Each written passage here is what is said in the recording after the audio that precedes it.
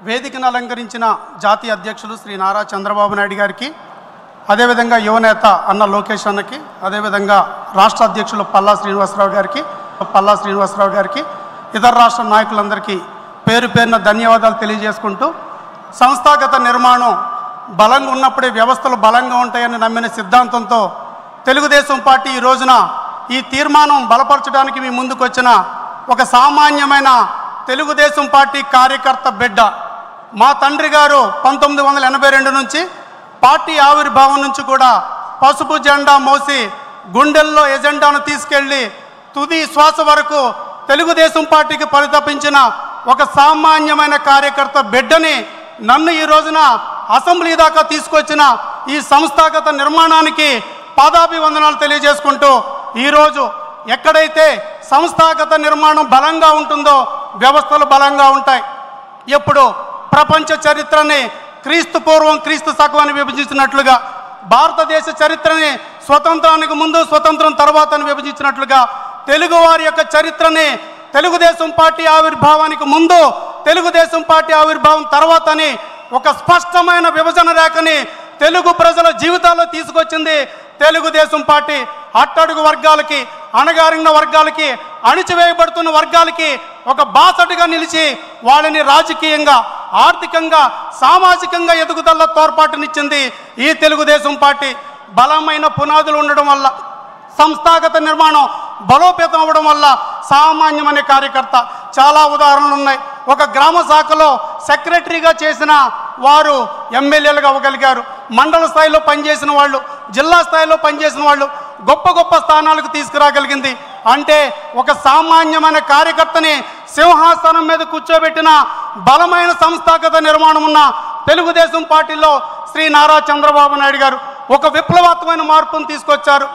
ఏదైతే క్లస్టర్లు, యూనిట్లు, బూతులు, కుటుంబ సాధికార సారథుల ద్వారా మరొక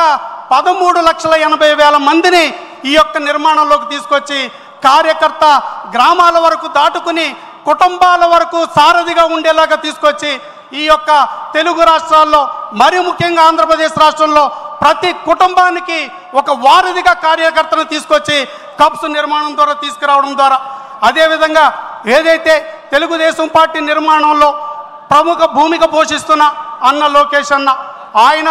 ఆ రోజు రాక్షస మోకులు దాడి చేస్తున్న సందర్భంలో తను తొలి అడిగేసి ఏదైతే యువగళం పాదయాత్ర ద్వారా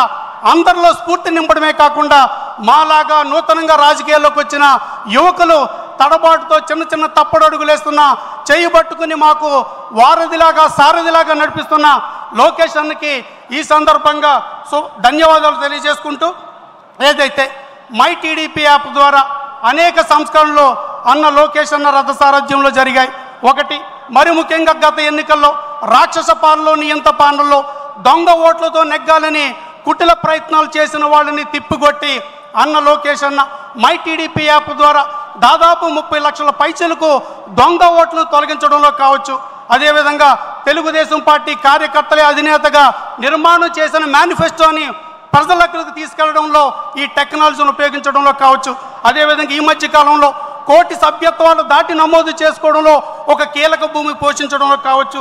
ఈ రకంగా భవిష్యత్తు గ్యారెంటీని ఇంటింటికి తీసుకెళ్లడంలో, ఇలా టెక్నాలజీని అనుసంధానం చేసుకుని కార్యకర్తని ప్రతి ఓటర్ దగ్గరికి చేర్చి తెలుగుదేశం పార్టీ సిద్ధాంతాన్ని, తెలుగుదేశం పార్టీ అజెండాలను ముందుకు తీసుకెళ్లడంలో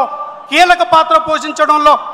టెక్నాలజీని అనుసంధానం చేసినందుకు అన్న లోకేషన్కి ధన్యవాదాలు తెలియజేసుకుంటూ, ఈ సభాముఖంగా ఇంతటి ఘనకార్యానికి అంకురార్పణ చేసి సిద్ధాంతానికి రూపకల్పన చేసిన